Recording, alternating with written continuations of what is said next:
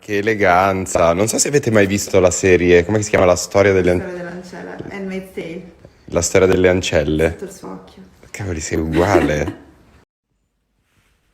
E ogni volta che sono in bagno rimango scioccato dal fatto che mia moglie abbia deciso di mettere la foto della proposta di matrimonio appena sopra il water. Ma che panzotta! Sono in ritardo, amore. Ah, ok.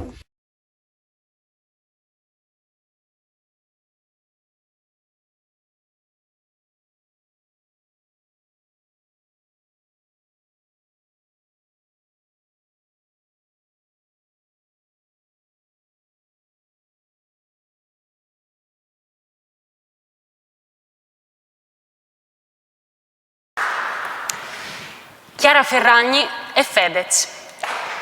Influencer, imprenditori, intrattenitori. Impossibile ridurre a una definizione questa coppia che raggiunge oltre 33 milioni di follower. Durante la prima fase dell'emergenza sanitaria hanno messo la notorietà al servizio della lotta al Covid-19 per provare a lenire le ferite della loro città.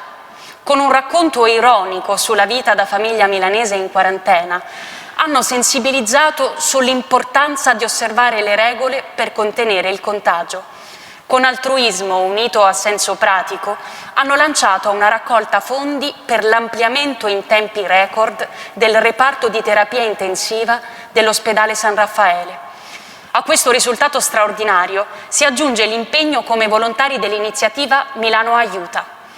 Preparando la spesa e pedalando per la città per consegnare cibo alle famiglie in difficoltà, hanno mostrato quanto sia importante, anche con gesti semplici, porgere la mano ai più fragili nel segno di un autentico spirito ambrosiano.